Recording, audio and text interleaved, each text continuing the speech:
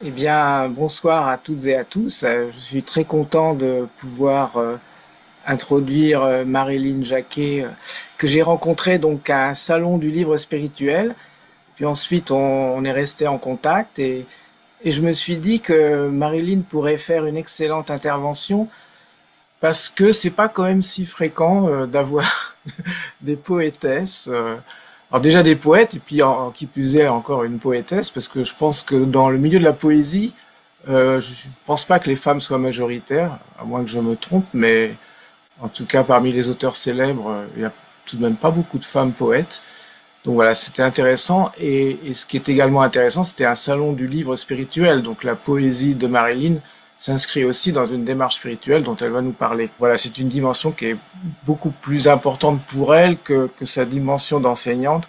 Ben, Marilyn, bonjour. Alors, est-ce que, dans un premier temps, tu pourrais donc nous décrire ton enfance, l'éducation religieuse que tu as reçue et tu m'avais dit en préparant l'émission qu'à l'âge de 15 ans tu avais perdu la foi, donc voilà, que tu nous reprécises dans quel contexte et ce qui a fait que tu as perdu la foi. Alors, je suis née dans une famille catholique pratiquante.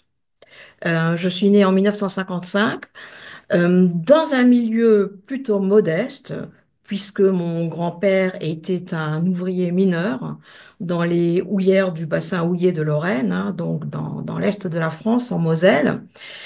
Et le catholicisme était très pratiqué à cette époque dans ce milieu-là. Je pense que l'Église catholique avait une grande influence, notamment peut-être pour contrebalancer l'influence éventuelle des communistes qui, effectivement, avaient quand même pas mal d'influence aussi dans ces milieux ouvriers, donc dans ces milieux de la mine. Donc mes parents étaient très pratiquants et ce qui les intéressait beaucoup, c'était un catholicisme, disons, un petit peu social, justement. Ça, c'était lié à leur milieu. Il voulait vraiment œuvrer pour plus de justice sociale, plus de fraternité, mais en se fondant sur les principes de l'Évangile. Alors, moi, j'ai vraiment été baignée là-dedans. J'ai passé toutes les étapes habituelles pour les petits catholiques, la première communion, la confirmation, la communion solennelle. Et puis, à l'âge de 15 ans, peut-être même un petit peu avant, j'ai quand même commencé à m'interroger sur le problème du mal. Et certaines propositions que j'entendais autour de moi par rapport au problème du mal me paraissaient un petit peu naïves. Je me disais, mais au XXe siècle, on a vu tellement d'horreurs, hein. Comment peut-on croire qu'avec un petit peu d'action sociale, mêlée d'une certaine piété, comment peut-on croire que ça peut aider à résoudre les problèmes quand même très aigus que la société du XXe siècle en Europe a connus? Donc je me posais beaucoup de questions là-dessus. Euh, En même temps, il y a eu les événements de mai 68, qui ont donc été extrêmement contestataires par rapport à toute la tradition, dont on disait à l'époque que c'était la tradition judéo-chrétienne.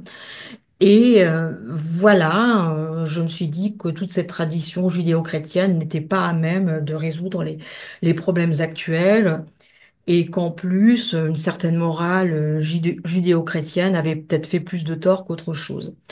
Donc, je me suis rebellée, comme pas mal d'autres adolescents à cette époque, mais ma rébellion est demeurée assez silencieuse, assez discrète. Euh, je me suis révoltée de manière plus ouverte après, bon, quand je suis entrée à l'université après 18 ans, disons. Et j'ai continué donc à avoir une attitude assez critique par rapport à la foi traditionnelle, tout en cherchant quand même la vérité, tout en me demandant notamment si les textes bibliques ne contenaient pas malgré tout une part de vérité. Donc je me suis lancée dans une recherche à ce niveau-là. Et comment ça se passait alors avec tes parents? Parce que tu continuais quand même à fréquenter l'église ou à donner le change ou bien, enfin, tu avais Ou tu leur avais annoncé, bon non, maintenant je vais plus, j'ai plus la foi, comment ça s'est passé? Alors, j'ai continué à fréquenter l'église, mettons jusqu'à l'âge de 17 ans, quand même. Euh, donc, c'est à 17 ans que j'ai dit que je préférais laisser tomber tout ça. À 17, 18 ans, maintenant, je me souviens plus exactement du nombre de mois qui se sont passés pendant tout ce processus, mais euh, j'ai dit un jour que je n'éprouvais plus le besoin d'aller à l'église et que et que je préférais ne plus y aller. Et là, comment Et ça s'est passé avec tes parents? Parce que vu qu'ils étaient quand même très pratiquants, ça a dû leur faire un choc quand même, non? oui, encore que c'était une époque où on avait tellement l'habitude. C'était aux alentours de... Enfin non, en 1968, moi je n'avais que 13 ans. Mais après, il y a eu une espèce de prolongement de mai 68 où on a quand même remis en question pas mal de choses dans la société. Et je crois que mes parents avaient compris qu'il y avait des changements sociétaux qui s'opéraient, parce que j'étais pas la seule à me poser des questions. Donc, et puis ils se tenaient quand même au courant des actualités, de pas mal de choses. Donc, ils avaient compris que la société changeait et que on pouvait peut-être plus demander à ses enfants de fréquenter l'église comme avant, avec autant de fidélité et de conviction qu'avant.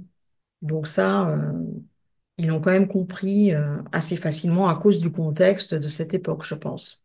D'accord. Donc là, quand tu perds la foi, alors tu fais des recherches dans quel domaine exactement là? Disons que d'abord, je m'intéressais à la spiritualité en général.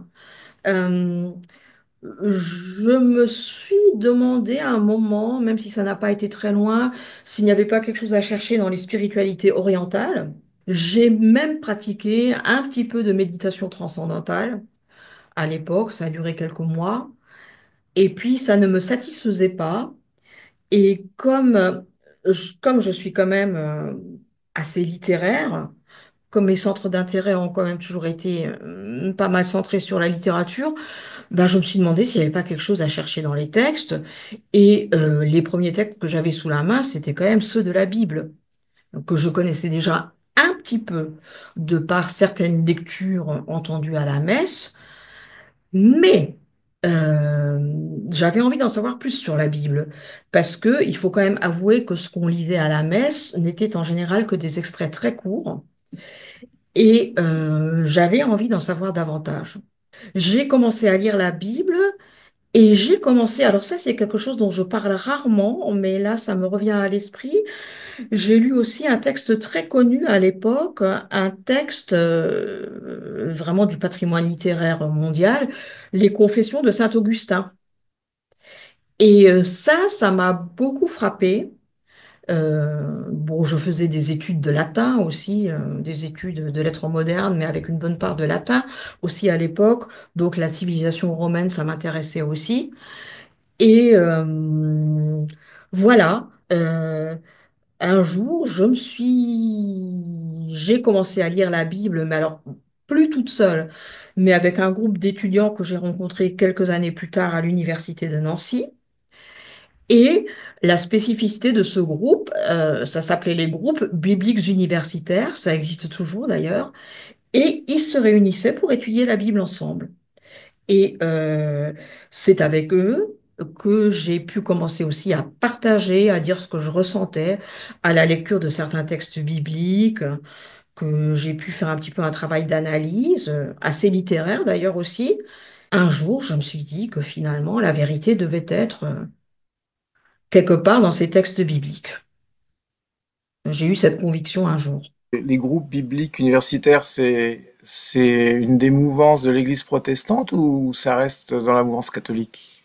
Non, c'est plutôt dans la mouvance protestante, voire protestante à tendance évangélique. Alors, on parle pas mal des évangéliques en ce moment. D'ailleurs, certaines personnes ne disent pas évangélique, mais disent évangéliste, ce qui Hmm. est une erreur, hein. C'est une mouvance issue du protestantisme, mais qui accorde peut-être encore plus d'importance au texte que les protestants, disons, traditionnels. Alors, c'est vrai que les évangéliques ont parfois mauvaise presse parce qu'ils donnent une assez mauvaise image, notamment enfin, dans certains pays comme les États-Unis, où ils sont associés à un certain conservatisme. Mais moi, ce que j'ai trouvé dans cette mouvance, encore que, bon, je le répète, les GBU n'étaient pas, les groupes bibliques universitaires n'étaient pas purement évangéliques. Ils étaient, disons, mi-protestants traditionnels, donc réformés luthériens à l'époque, et évangéliques, hein. Ils étaient un petit peu, il y avait un petit peu des deux. J'ai trouvé chez eux une ouverture d'esprit, un goût de la recherche, un désir de comprendre et aussi ben, d'explorer le sens de la vie, tout simplement, qui m'a bien plu à l'époque. Et puis aussi une certaine chaleur humaine, il faut le dire aussi. Et là, les textes que tu étudies, c'est aussi bien l'Ancien Testament que le Nouveau Testament ou... Oui, c'était les deux. C'était complètement les deux, parce que c'est vrai que les protestants, du moins à l'époque où je les ai rencontrés, avaient quand même très conscience aussi de leurs racines, enfin des racines juives du christianisme. Et ça, c'est quelque chose que j'ai découvert aussi progressivement, dont je n'avais pas conscience avant, parce qu'on n'en parlait pas beaucoup dans les milieux catholiques où j'ai été éduquée. Mais le christianisme est quand même issu du judaïsme. Là, Jésus était juif, le Christ était juif. Dans quelles circonstances, justement, tu retrouves la foi? Bon, donc on se retrouvait en groupe pour étudier la Bible, pour étudier soit des passages des évangiles, des épîtres de Paul, hein, que les catholiques appellent Saint Paul, bon, les protestants disent Paul simplement. Les psaumes aussi, qui font partie de l'Ancien Testament, tous les livres historiques de l'Ancien Testament, les livres prophétiques de l'Ancien Testament, et aussi la Genèse, bien sûr. Ce qui m'a frappé un soir, je me souviens très bien, un soir en rentrant chez moi, je me suis dit, mais tout ça finalement a une cohérence incroyable, euh, parce que le judaïsme était marqué par la nécessité du sacrifice pour expier les péchés comme beaucoup de religions d'ailleurs, hein. On trouve ça aussi dans l'islam, on trouve ça, bon, bien sûr, dans le judaïsme, mais aussi dans d'autres religions pratiquées par les peuples premiers, notamment. Hein, enfin, pas partout, il y a des exceptions, bien sûr. Mais la nécessité du sacrifice, euh, la nécessité d'une expiation. Alors évidemment, on me dira, dans notre société moderne, pourquoi parler du péché, pourquoi parler de la nécessité d'une expiation? Tout ça paraît bien dépassé. N'empêche que moi, à cette époque, je n'étais vraiment pas satisfaite de ma vie. J'avais l'impression de mener une vie, disons, médiocre. Je supportais pas le côté médiocre de la vie et je me sentais moi-même, j'avais l'impression d'avoir une personnalité marquée par une certaine médiocrité, pour tout dire, à cette époque-là.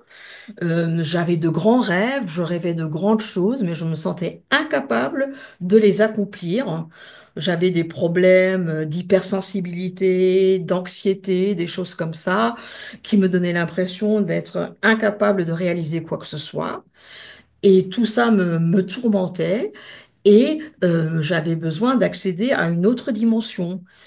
Et quand j'ai vu dans la Bible que finalement la personne du Christ s'était présentée un jour, à un moment historique, pour prendre sur lui justement toute cette incapacité, tout ce péché, parce que pour moi le péché c'est ça aussi, hein, c'est la médiocrité quotidienne, l'ennui, l'incapacité de réaliser ses rêves. Pour moi le péché ça relevait de ça aussi, hein. Souvent quand on parle de péché, on pense à des problèmes, je ne sais pas moi, d'adultère, de vol, de meurtre, de drogue, mais le péché c'est quand même aussi ah ben, je ne sais pas, il y a un auteur catholique, d'ailleurs un romancier qui a très bien montré ça, c'est Georges Bernanos. Le péché est aussi lié tout simplement à la médiocrité du quotidien, à l'ennui, à l'incapacité de faire ce qu'on voudrait faire, l'incapacité de réaliser ses rêves, parfois dans certains cas. Et j'ai compris à un moment donné que le Christ, par son sacrifice, euh, me haussait en quelque sorte au-dessus de tout ça, hein. Et comme si le Christ me disait, oui, est très limité, tout le monde est très limité.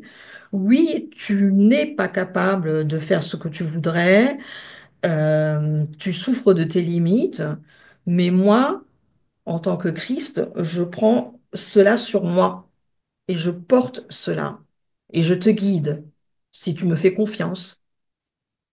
Voilà ce que j'ai vécu à cette époque-là. Tu disais que tu avais des grandes espérances. Alors, c'était quoi les grandes espérances que tu avais et est-ce que le fait de penser que le Christ a pris sur lui cette médiocrité en te disant, bah, voilà, c'est quelque chose qu'il faut que tu acceptes, est-ce que ça t'a fait abandonner ces espérances ou au contraire, ça t'a donné plus d'énergie pour les atteindre? Alors, je crois que ça m'a donné plus d'énergie, justement, parce que déjà, je rêvais d'écriture à cette époque. C'était l'un de mes rêves. Et ce qui est curieux, c'est que quand j'ai compris ces choses à propos de la personne du Christ, j'ai commencé à écrire à ce moment-là, alors que je n'y arrivais pas avant. Alors, ça n'a pas été tout simple non plus. Parce que après, je me suis posé plein de questions du genre, mais est-ce que l'écriture n'est pas une activité égoïste, narcissique? Est-ce que une personne qui suit le Christ ne devrait pas s'occuper plutôt d'aider les personnes démunies plutôt que de s'enfermer chez soi pour écrire? Hein, je me suis posé beaucoup de questions comme ça par la suite.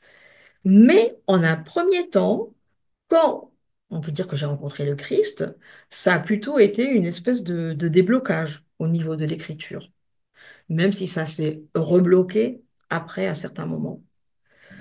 Donc, alors évidemment, il y avait d'autres rêves. Alors j'étais jeune à l'époque, donc évidemment, il y avait tous les rêves sentimentaux, le rêve du grand amour, bien sûr, aussi.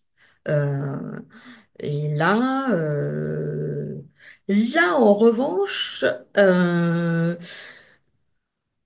je ne dis pas que j'ai abandonné ce rêve à cette époque-là, mais j'ai senti qu'il valait peut-être mieux que je vive un peu seule. Après ma rencontre avec le Christ, c'est un petit peu difficile d'expliquer pourquoi, mais j'avais aussi besoin d'approfondir certaines choses au niveau spirituel. Et puis, j'avais quand même eu pas mal de problèmes affectifs, une certaine dépendance affective, hein, pour tout dire, qui faisait partie d'ailleurs de ces limites que je sentais en moi. Et ça, j'avais besoin de le dépasser aussi. Et c'est à cette époque que tu rencontres ton premier mari que tu as vite quitté, enfin, comment? Alors, j'étais mariée une première fois, mais justement, très très jeune, justement avant ma rencontre avec le Christ. D'accord. Et ce premier mariage, j'allais dire évidemment, bon, ça peut paraître bizarre de dire évidemment, mais ce premier mariage s'est mal passé, il a été très bref, euh, parce que, ah bah, pour tout dire, je m'étais un peu mariée, entre guillemets, avec n'importe qui, pour compenser un autre dépit amoureux que j'avais vécu avant. Bon, c'est pas que je veux me comparer à l'héroïne d'Autant en emporte le vent, mais dans Autant en emporte le vent, Scarlett O'Hara se marie un peu à un moment donné avec n'importe qui parce qu'elle n'a pas pu épouser l'homme qu'elle aimait vraiment. Donc, c'était un petit peu, évidemment, la comparaison n'est pas tout à fait exacte, mais il y avait un petit peu de cela. Et donc, ça s'est mal passé, bien sûr, puisque je n'étais pas vraiment amoureuse de cet homme avec qui je me suis mariée. Et c'est après cela que j'ai rencontré le Christ. Donc certains me diront, ah bah oui, mais tu as subi une espèce de choc, c'est aussi ça qui a dû mener à ta rencontre avec le Christ. Ah bah sans doute, hein, sans doute, c'est probablement vrai. Et donc après ma rencontre avec le Christ, j'ai compris que j'avais aussi souffert d'une espèce de dépendance affective, d'un d'un d'une grande difficulté à supporter la solitude aussi, et que donc il valait peut-être que mieux que j'apprenne à apprivoiser un peu une certaine solitude avec l'aide de la personne du Christ, bien sûr. Alors, Raconter ainsi, ça peut paraître assez simple aussi, mais il faut dire aussi qu'en réalité, c'est pas si simple que ça. Bien sûr, je suis restée longtemps dépendante affectivement, souffrant de la solitude, malgré mon compagnonnage avec le Christ. C'est pas si facile que ça. Voilà. Donc tu continues à fréquenter ce groupe d'études bibliques et puis tu décides aussi à un moment donné de, ça y est, de partir en mission avec Jeunesse en mission, que c'est à peu près Oui. aussi cette époque. Alors ça, c'était quand même plus tard. Enfin, un peu plus tard, mais C'est pas à peu tellement. près 6, 7 ans plus tard. Ah d'accord, ok. Oui, donc à cette époque-là, j'avais déjà entamé ma carrière de professeur de lettres. Quand je me suis mariée pour la première fois, je n'étais pas encore professeur, hein. J'étais sur le point de terminer mes études. Donc, après ma rencontre avec le Christ, je suis vraiment devenue professeur de lettres. Je l'ai été pendant 5 ans, 5 ans, je crois. Oui. Et puis, il s'est passé plusieurs choses. Alors, j'avais envie de servir dans une structure chrétienne, bien entendu. En même temps, je m'ennuyais un peu dans mon métier, il y avait ça aussi. Donc, j'avais envie de vivre un petit peu autre chose. Et euh, j'avais aussi besoin de faire l'expérience de la vie en communauté, je crois. Justement, peut-être parce que je continuais à souffrir d'une certaine solitude. Et la vie en communauté me paraissait attirante. Or, quand je suis partie en mission avec cet organisme qui existe toujours d'ailleurs, qui s'appelle Jeunesse en mission, eh bien, nous vivions en communauté. Et je dois dire que ça a été une expérience très intéressante, très instructive. Donc, j'ai passé pas mal de temps en République dominicaine, ce petit pays qui se trouve sur la même île qu'Haïti,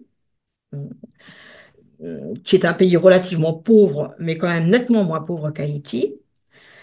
Et donc, j'ai séjourné en République dominicaine avec des personnes qui essayaient de développer des églises protestantes sur place. Effectivement, j'ai appris beaucoup de choses hein, à travers cette expérience. J'ai appris à mieux connaître les gens au niveau de tout ce qui est relations. J'ai beaucoup appris comment gérer la vie en groupe dans une communauté, euh,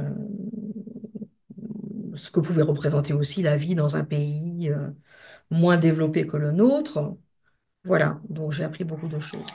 Et là, est-ce qu'il y a une expérience pendant que tu travailles dans la République dominicaine, une expérience marquante par exemple? Non, c'était plutôt une espèce d'apprentissage. Donc, le travail sur place s'est révélé assez facile en fait, parce que les gens là-bas étaient très réceptifs à toutes sortes de choses. Beaucoup de personnes n'avaient qu'une instruction religieuse vraiment très basique. Hein. Souvent, c'était souvent les bases du catholicisme, bien sûr. Et à l'époque, ça me posait pas trop de problèmes de débarquer chez eux avec des principes plutôt protestants. Hein. Ça me posait pas vraiment de problème. Maintenant, avec le recul, je me dis, bon, quand même, ces personnes avaient déjà une certaine instruction chrétienne. Débarquer chez elles et prétendre que le protestantisme était plus intéressant, c'était peut-être pas très malin. Ceci dit, on ne disait pas ça. On ne prétendait pas que le protestantisme était plus intéressant, mais c'était peut-être quand même un petit peu sous-entendu dans ce qu'on disait. Mais Voilà. alors concrètement, tu faisais quoi? Tu leur lisais des textes ou comment ça se passait? Oui, oui, oui, on organisait des réunions dans des villages. On lisait la Bible, on étudiait la Bible. Donc, et on en tirait quelques enseignements. J'étais jamais toute seule, hein. On était souvent en groupe ou au moins en binôme, à deux. Et euh, voilà, on organisait des réunions. Et puis après, si les gens, si ça les intéressait, eh ben, ils pouvaient continuer à assister à d'autres réunions. On ne forçait jamais. Évidemment, hein, on ne voulait à aucun prix faire ce que font par exemple des témoins de Jéhovah ou des personnes de ce genre. Hein. Donc, on était quand même très souple Et puis, on s'intéressait aussi à la vie des gens. Moi, j'ai fait j'ai enseigné un peu d'anglais aussi. Hein. On essayait un petit peu de participer à la vie du village, puisque pendant quand même 2 ans, j'ai vécu dans un village. Euh, on s'est perdu avec une autre personne en binôme, donc. D'accord, donc là, au bout d'un certain temps, la France te manque, tu reviens en France, et là, tu reprends donc enfin, une Oui, carrière, alors tu reprends des cours effectivement, et une j'ai quand carrière, même eu le mal du pays c'est ça. parce que, étant d'un tempérament assez littéraire quand même, le fait de ne pas pouvoir parler ma langue ou de la parler très peu et d'avoir peu de livres français à ma disposition finissait, j'en avais un petit peu quand même, hein, ça finit par me manquer. Et puis, je songeais de plus en plus à mon désir d'écrire quand même aussi. J'écris un peu pendant que j'étais là-bas, mais très peu. Et j'ai décidé après de revenir en France, eh ben, pour redevenir professeur de lettres, ce qui ne m'enchantait pas trop, mais je n'avais pas trop le choix, et aussi pour écrire. Donc voilà, je suis revenue. Donc quand je suis revenue, j'avais quand même déjà 36 ans à peu près. Et effectivement, j'ai recommencé à exercer comme professeur de lettres, d'abord en Lorraine, puis en région parisienne. Parce que, à un moment donné, j'ai pensé que, d'un point de vue culturel, je trouverais peut-être plus d'activités intéressantes à faire en région parisienne qu'en Lorraine. Euh, D'où un nouveau déménagement. Hmm. Euh, Après 2 ans passés en Lorraine, après mon retour de la République dominicaine, euh, j'ai déménagé en région parisienne et demandé à obtenir un poste de professeur en région parisienne. D'accord, et c'est là où tu rencontres ton deuxième mari, et Là, puis, j'ai effectivement rencontré mon second mari, d'accord. euh, qui était catholique, assez convaincu, euh, pas très très pratiquant, un peu quand même, euh, en tout cas soucieux de rester catholique. Donc, il connaissait, il savait très bien que je m'intéressais davantage au protestantisme. euh, et Euh, Pendant un moment, bah, avec lui, bah, j'ai navigué un peu entre les deux, hein, et c'est ce que je fais encore un petit peu maintenant. C'est-à-dire que nous allons parfois ensemble à la messe, mais en même temps, je suis engagée dans une paroisse protestante. Euh, Lui préfère se limiter au catholicisme, hein, n'est pas très intéressé par le protestantisme, mais moi, je suis engagée au niveau protestant, ce qui ne m'empêche pas de participer d'ailleurs à des actions écuméniques, hein, puisqu'il y a quand même toute une série de démarches écuméniques hein, qui se poursuivent en France, et de faire de temps en temps des choses avec des catholiques. Et donc la Marilyn, donc tu souhaites maintenant publier de la poésie, hein, c'est à peu près, puisque tu as publié ton premier recueil de poésie, je crois que c'était à l'âge de 45 ans, hein, c'est ça? Oui, donc Voilà. assez tardivement. Oui. Et donc voilà, alors est-ce que tu peux nous parler maintenant de cette partie de ta vie, de cette création littéraire et comment la spiritualité aussi influence ta poésie? Parce que tu m'as dit quelque chose d'assez intéressant, c'est que tu souhaitais écrire des poèmes qui reflètent la spiritualité, mais sans écrire des bondieuseries. Parce que tu avais conscience que dans ce domaine de l'écriture spirituelle, il y avait quand même des grands auteurs qui t'intimidaient un peu, hein.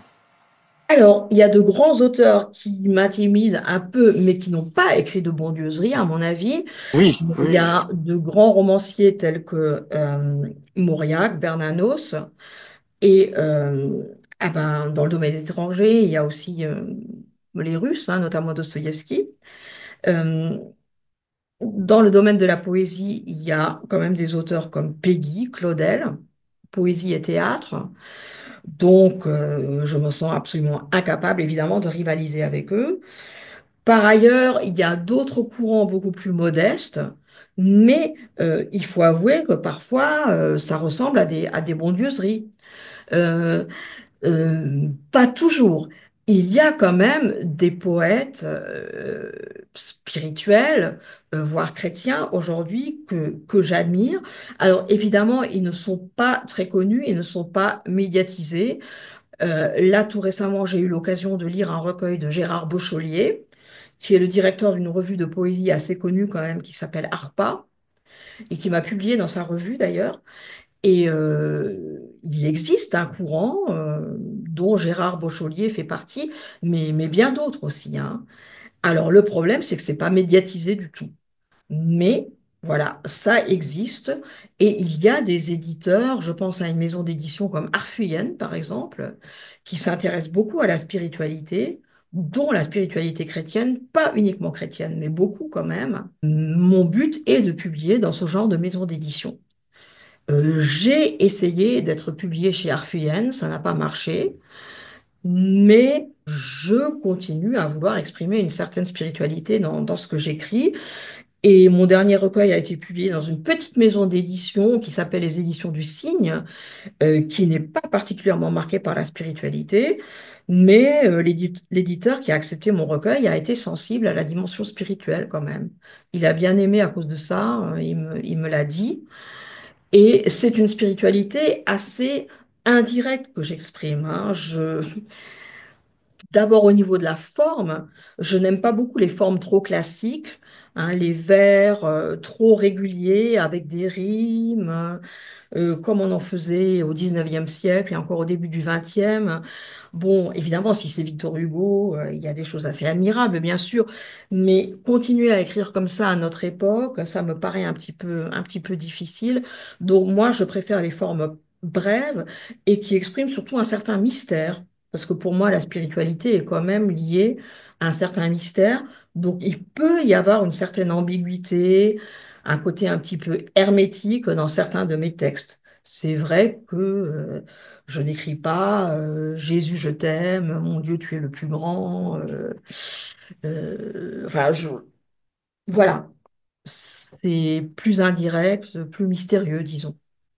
Et est-ce que tu considères que l'esprit, enfin, ou le souffle spirituel, peu importe le nom qu'on lui donne, imprègne toute chose vivante et tu essayes de faire passer cette idée dans tes poèmes ou, enfin voilà, comment tu situes enfin, ta démarche spirituelle en poésie? Enfin, Alors, voilà, c'est comment ça vrai. t'influence? Ouais, la spiritualité s'exprime notamment à travers l'évocation de la nature, parce que je pense que la nature, il y a un souffle divin, enfin, je pense que la création n'est pas achevée. Dieu continue à créer. Et ce qu'on peut capter dans la création, dans la nature, c'est une espèce de souffle spirituel, oui. Dieu continue à créer, la création n'est pas achevée et malheureusement, parallèlement, l'homme l'a démolie. Mais en même temps, il y a un souffle créateur qui résiste et qui se perpétue. Donc, quand j'évoque la nature dans certains de mes poèmes, oui, j'essaye de montrer une nature toujours en mouvement, une nature vivante, une nature qui respire, avec des forces contradictoires, avec un certain dynamisme. Parce que l'esprit, dans la tradition chrétienne, il est aussi symbolisé par des forces telles que le vent, telles que le feu, telles que l'eau. Et tout ça, ça existe dans la nature. Et souvent, dans mes poèmes, quand je parle du vent, du feu, de l'eau, euh, ça fait allusion indirectement au divin, au souffle divin qu'on trouve dans la nature, mais aussi partout, en fait, hein. Il y a une espèce de puissance créatrice dans la nature et dans l'écriture et dans l'esprit de Dieu, hein, bien sûr, puisque les chrétiens pensent que Dieu communique avec nous par son esprit, que son esprit agit réellement. Alors à ce stade, peut-être tu peux nous lire un de tes poèmes? Alors, ça, c'est un poème qui évoque le geste d'un sculpteur euh, et qui essaye de saisir un petit peu ce geste spirituel du sculpteur, avec en même temps l'image de l'eau qui apparaît à la fin, et l'eau qui est donc aussi une image de vie et de créativité. La main frotte la pierre incessamment, rabotant la pensée dans le corps qui s'allonge. C'est un fil ténu d'esprit dru, docile, qui s'échappe des mains comme une eau de fontaine. Ah oui, c'est effectivement c'est court, mais c'est beau, d'accord. Ben, Et tu j'aime fais, la oui, brièveté, je fais aussi ce qu'on appelle des haïkus. oui, Enfin, oui, c'est ça, pas c'est ce vraiment des que. haïkus, mais des choses qui sont un peu dans l'esprit haïku, c'est-à-dire il s'agit de saisir un moment, souvent dans la nature, un moment particulier qui révèle quelque chose d'un peu sacré, d'à la fois éphémère, très volatile pour ainsi dire, mais en même temps sacré. Et quand tu rassembles tes poèmes, il y a un fil conducteur ou c'est, je veux dire, c'est assez disparate, comment ça se passe? Alors, il y a quand même un fil conducteur parce que ça suit souvent euh, le déroulement d'une saison avec parfois des pensées un peu sombres au début euh, euh, et un éclaircissement progressif à la fin. Alors, je les écris pas dans cet ordre-là, je les écris dans un autre ordre, mais quand je compose le recueil, j'ai tendance à mettre au début ce qui est peut-être un petit peu plus sombre et à la fin ce qui est un petit peu plus lumineux. Là, on arrive à la fin de notre première partie. Est-ce que il y a quelque chose que tu souhaiterais rajouter, disons que j'aurais omis dans les questions que je t'ai posées ou Simplement le fait, peut-être que j'essaye aussi d'écrire de la prose. Donc, oui. comme on dit souvent, j'ai des romans dans mes tiroirs, hein. Enfin, maintenant, c'est plus dans les tiroirs, c'est sur les clés USB. Mais là, j'avoue que c'est aussi un combat. J'ai pas, parce que euh, pour exprimer sa foi, dans le domaine du roman aussi, on peut tomber facilement dans des bondieuseries, enfin dans des beaux sentiments, se méfier un peu de tout ce qui pourrait être peut-être trop dur, trop cru. En même temps, on se dit, mais la réalité du monde telle qu'elle est, il faut la montrer aussi. Donc, il faut pas avoir peur de ce qui est dur, de ce qui peut paraître cru, difficile. Alors là, il y a tout un équilibre à trouver et c'est un combat et c'est pour ça que je n'ai pas encore vraiment essayé de publier de romans, mais j'espère y parvenir un jour aussi. Mais euh, oui, pour tout dire, oui, quand on écrit et quand on a le genre de foi que j'ai, c'est vrai que on ne peut pas écrire n'importe quoi non plus. Je veux dire, on est quand même, on est tout le temps dans une espèce de recherche qui n'est pas toujours facile. Voilà ce que je voulais ajouter.